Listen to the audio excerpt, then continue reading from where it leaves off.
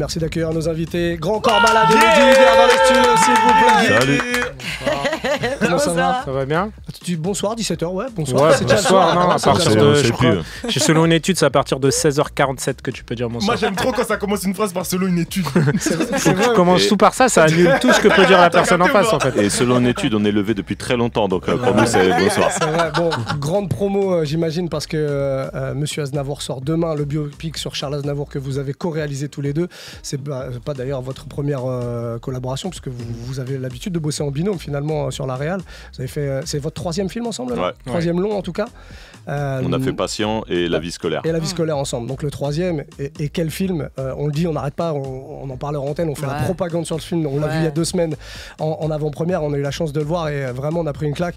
Et comme je te le disais, Fabien, on est 3 générations, enfin 2 générations différentes en tout cas, parce que moi je suis plus de la vôtre. T'es vieux quoi. Ouais, voilà, c'est ça, il faut le dire. Selon une étude, t'es vieux. Selon une étude. Ah, c'est selon tout le monde, hein. C'est pas qu'une étude là, pour le coup. Et c'est vrai que par exemple, Olivia connaissait pas du tout le travail de Charles Aznavour et pas sa musique. Et elle s'est pris le truc. Moi, je connaissais, j'adore Charles Aznavour, donc j'ai encore plus kiffé. Baro, pareil, tu connais pas trop. Moi en fait je Aznavour. connaissais quelques sons, pardon, mais je connaissais pas l'histoire du monsieur. Et quelle histoire. Et Ouais, quelle quelle histoire, histoire. C'est justement. Ce film-là, l'idée de le faire déjà, elle arrive quand dans le temps? Elle arrive avant qu'on tourne La vie scolaire. En fait, on a la chance d'avoir côtoyé Charles. Et il s'avère que notre manager et producteur, qui s'appelle Jean Rachid, bien sûr. c'est le gendre de Charles Aznavour. Ouais. Donc, très tôt, on venait de sortir notre premier film, Patient. Charles, il a fait part à Rachid qui voulait faire un biopic sur sa vie.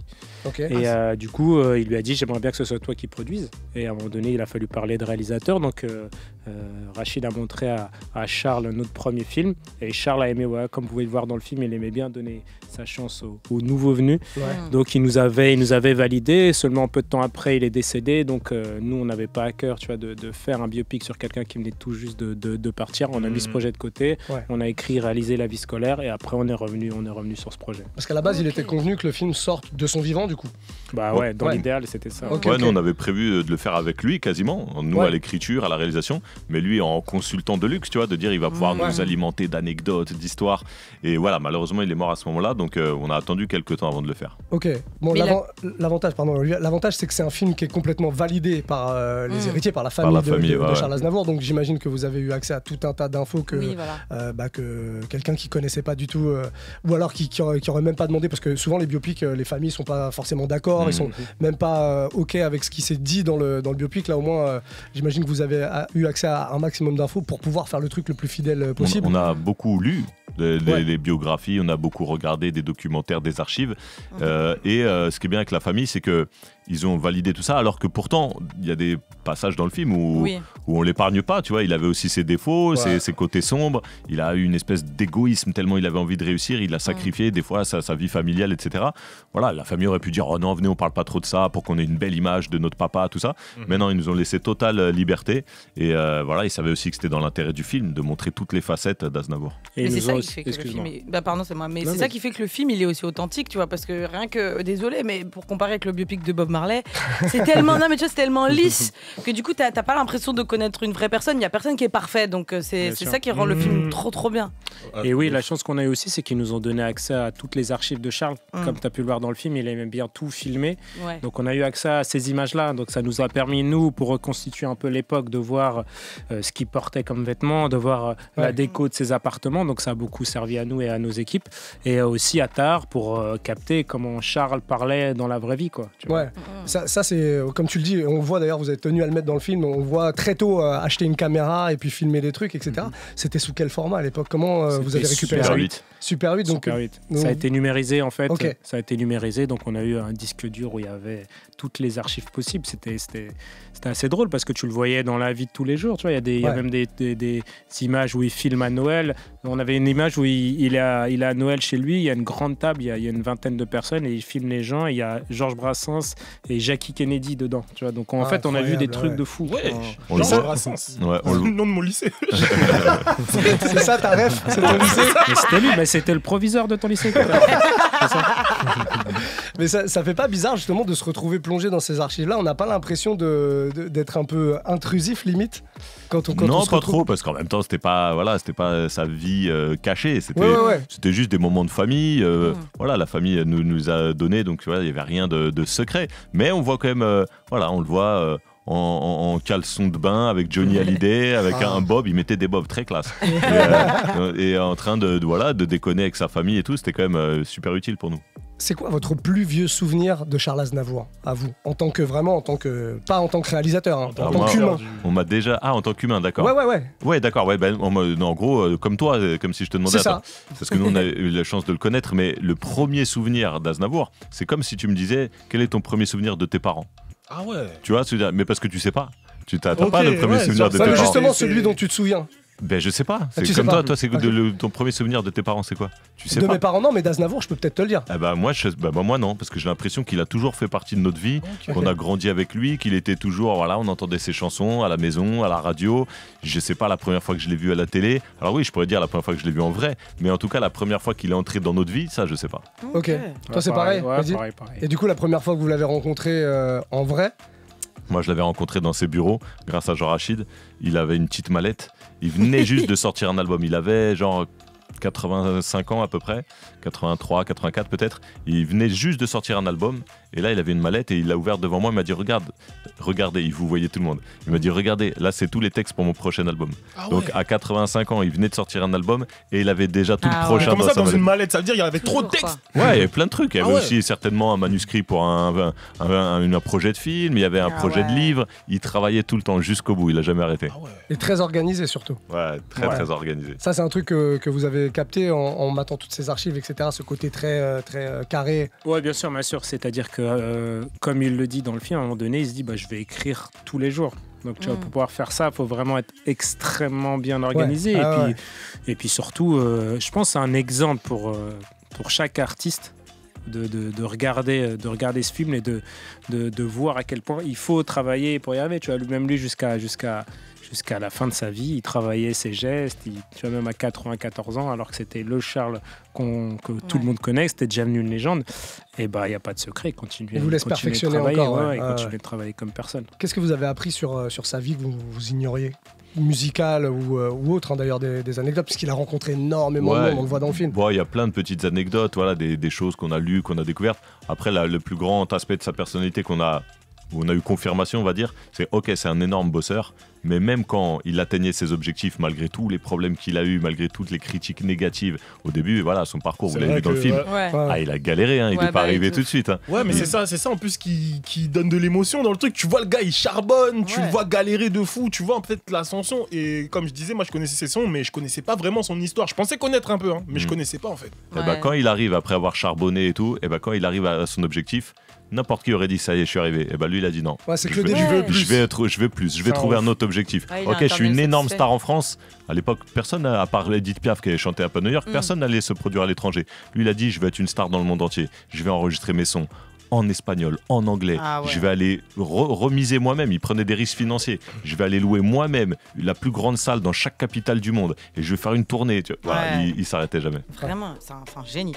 Et alors, à quel point c'est romancé dans le film? Quelle partie est un peu romancée? Ouais, c'est ça. On a romancé aucune partie. Tout est arrivé. Le seul truc, quand t'es sur un biopic comme ça, c'est de pas faire un biopic qui dure 7h30. Donc, on a dû condenser des choses. Tu vois, des fois, il y a quelques infos qu'on voulait donner.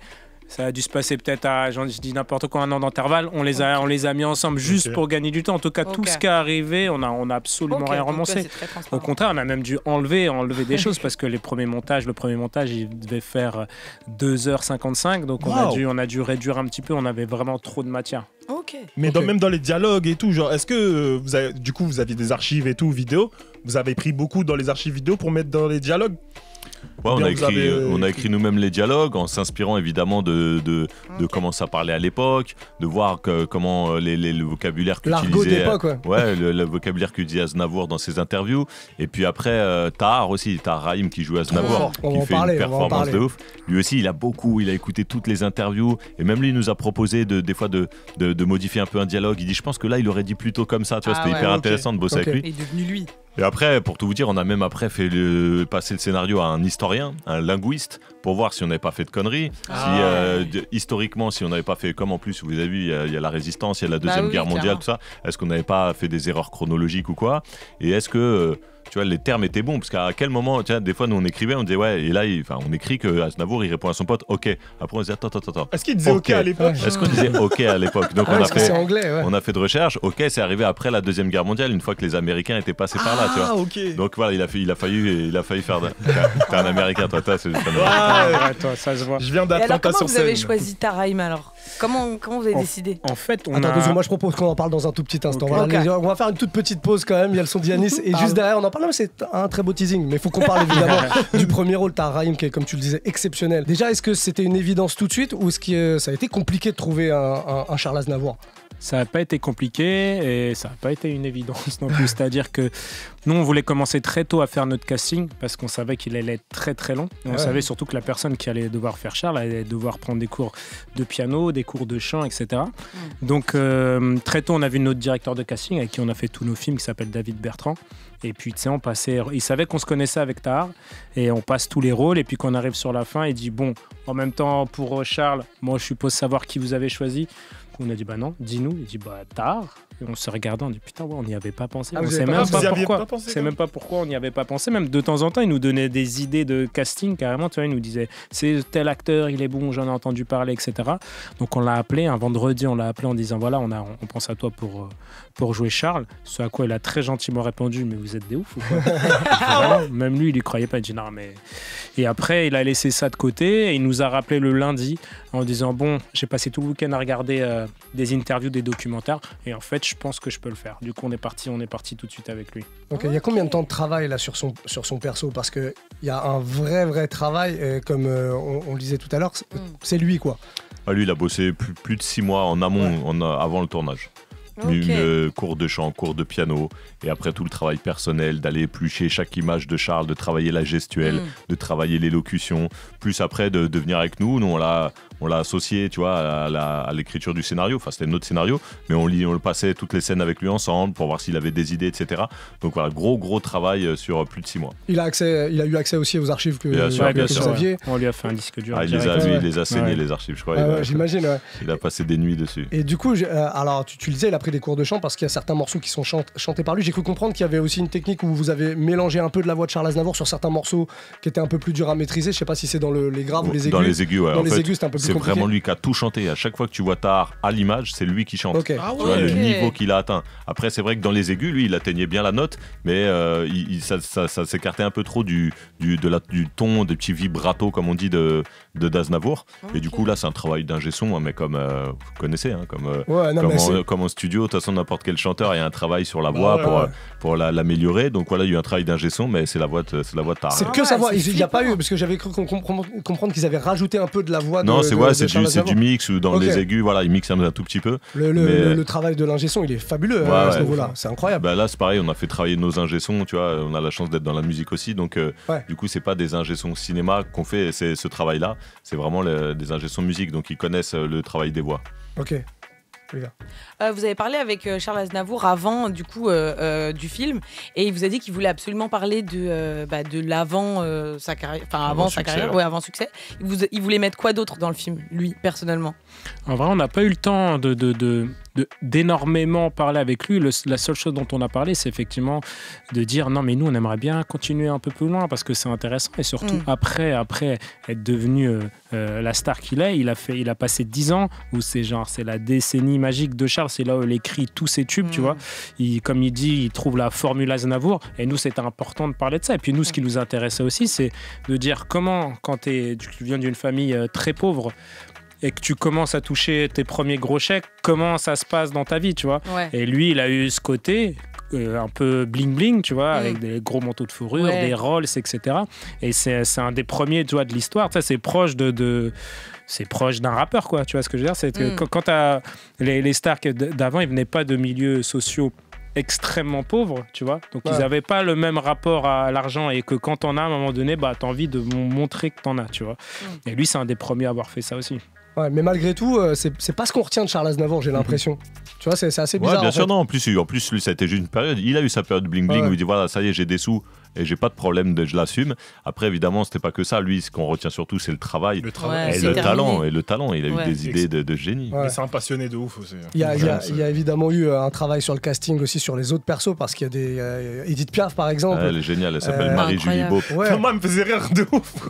Et c'était le but, parce qu'en plus, Charles, il nous disait toujours, et il disait dans les interviews, Piaf, elle était drôle.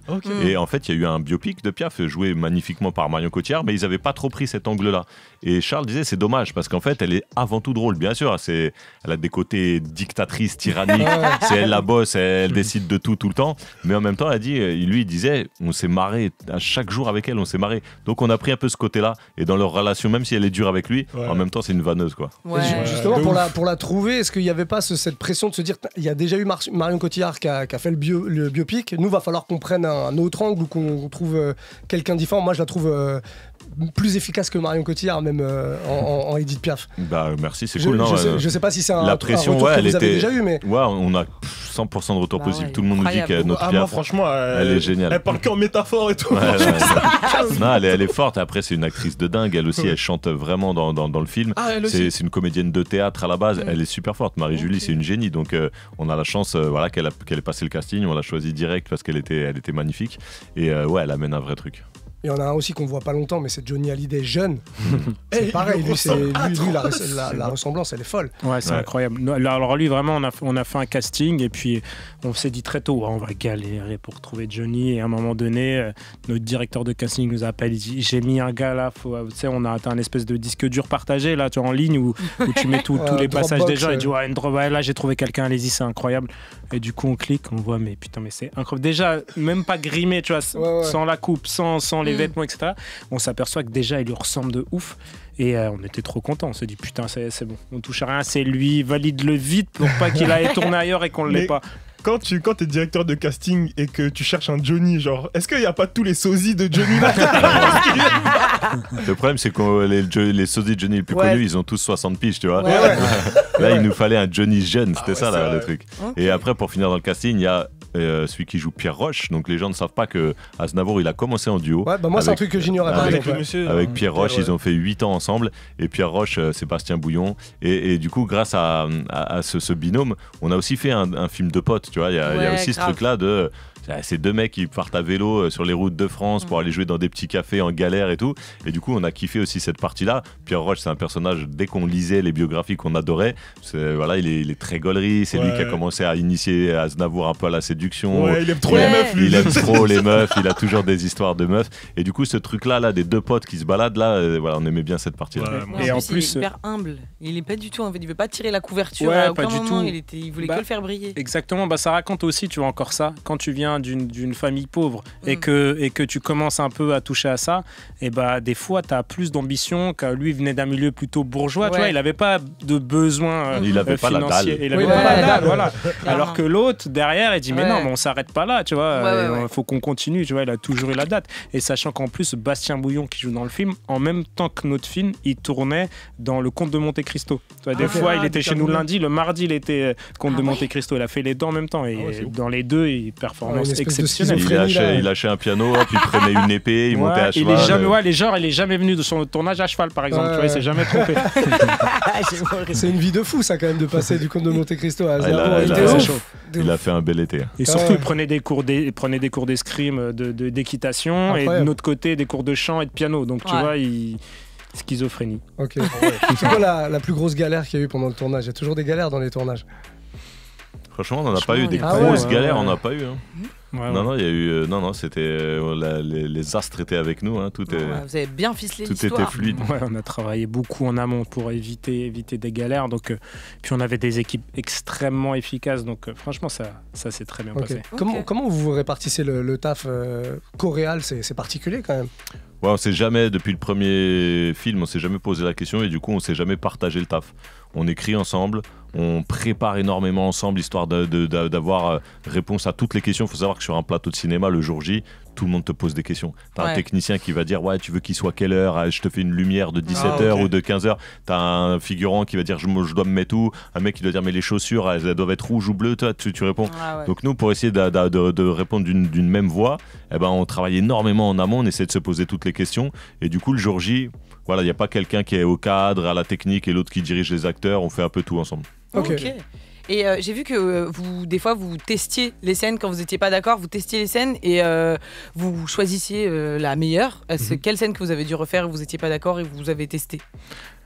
Je saurais pas te dire comme ça, mais en général. Là, je pense. Ah, de toute façon, elle a été coupée. Elle a été coupée, je sais ce que tu avais dit. Piaf. Tu vois, quand tu as un cerveau pour deux, c'est comme ça que ça se passe. T'as vu, je savais très bien qu'il allait dire ça. Heureusement, on est quand même très, très souvent d'accord, parce que sinon, il faudrait faire tout en double. Mais c'est vrai que ça arrive, des fois, ah non, ça serait mieux ce plan-là, non, ce plan-là, ou alors, ce serait mieux qu'il aille s'asseoir là au moment où il dit ça, tu vois, des fois, c'est des petits détails. Ou alors, dans une phrase. Et s'il finissait plutôt par cette phrase-là, t'es sûr? Dans ce cas-là, on essaye les deux. Et après, au montage, on regarde ce qui marche le mieux, on n'a pas d'ego entre nous. Même quand on fait ça, il y en a toujours un qui dit bah franchement t'avais raison, c'est mieux comme ça.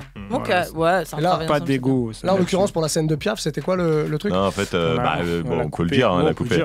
Mais Piaf dans la vraie vie, elle meurt. Et en vrai, on avait filmé les obstacles, l'espèce de cérémonie. Et bon, voilà, ça fait partie des scènes qu'on a dû couper. On a coupé beaucoup de scènes. Ça, c'était pas de votre fait à vous? C'est quand même notre choix. C'est votre choix d'avoir coupé cette scène? Bien sûr. De toute façon, au final, c'est nous qui décidons de tout. La scène en elle-même, elle était super. Mais sur l'ensemble du film, ça rallongeait. Elle avait pas forcément sa place à tel endroit. On a essayé de la changer d'endroit. Ça marchait pas trop dans le rythme, tu vois. Et on s'est dit, bon, allez, on va l'enlever. Mais des fois, il y a des scènes très réussies en elles-mêmes, mais qui dans le film s'intègrent moyen. Et quand tu sais que le film, il est pour l'instant encore un peu trop long, voilà, tu sacrifies. Et comment vous faites? Vous regardez à chaque fois le film en entier pour voir en ensemble ou... C'est ça, tu vois, le montage, c'est 6 mois. 6 mois avec une monteuse. Et en fait, tu fais des tests, tu regardes les scènes une par une, et puis de temps en temps, tu regardes. En fait, ce qui est compliqué, c'est que de temps en temps, il faut laisser reposer. Tu vois, tu laisses reposer, tu laisses de côté et après tu reviens dessus. Donc tu vois, c'est un peu des chantiers dans tous les sens, c'est un travail de fourmi de ouf. Et de temps en temps, tu laisses ça de côté, tu avances après. Et des fois, il faut savoir voir le film à petit, court et moyen terme. Tu vois, c'est-à-dire que des fois, tu regardes tout d'affilée et tu sens, là, il y a une petite longueur, c'est relou. Et de temps en temps, c'est sur les scènes en elles-mêmes. Il faut que ce soit rythmé et pas lâcher les gens, quoi. C'est très compliqué. Vous arrivez des fois à proposer à des gens dans votre entourage de venir voir des gens qui pas forcément sont des spécialistes du cinéma ou quoi, pour qui vous donnent votre avis et avoir un avis vraiment sincère sur le truc. Tu rigoles, parce que j'ai vas-y. On va dire ce qu'on fait. On aime bien faire ça.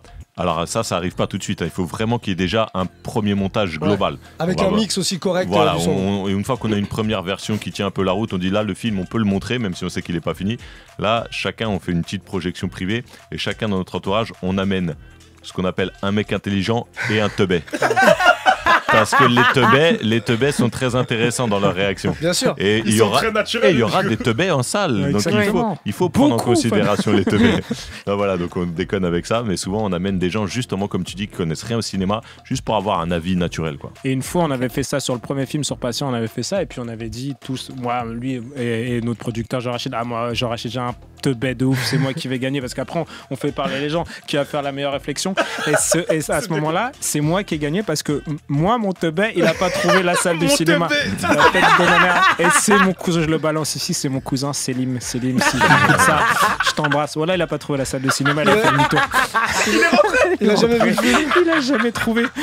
Il m'a dit ok, t'as gagné, j'avoue. Il faut savoir que derrière le côté réalisateur, on fait des films, on est des bâtards. Voilà.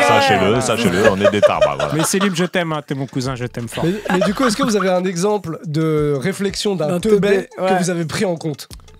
Sur celui-là ou sur un autre d'ailleurs? Franchement, j'aurais pas un exemple précis, mais par exemple, il y a un teubé qui dit cette scène-là, j'ai rien compris et tout, tu vois.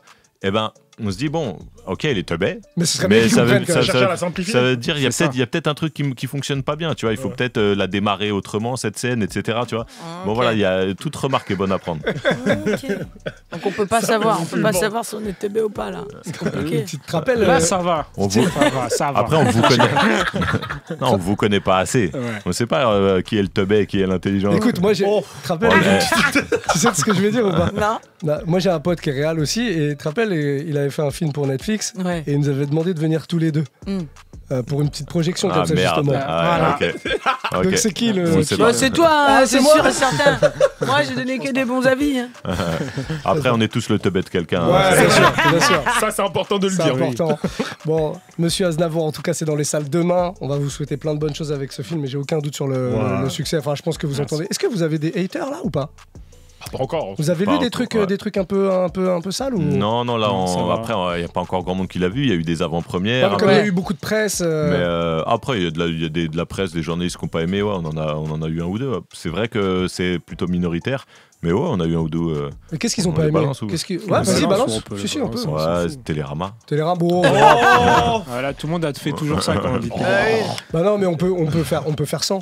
Non, mais il paraît même que quand Télérama dit c'est pas bien, ça veut dire que ça sent le succès. Donc, espérons, on croise les doigts. Et on sait ce qu'ils ont pas aimé trop ça, on calcule pas trop. Non, je te jure, vraiment, je me rappelle plus. Franchement, avec Fabien, on fait même pas attention à ça.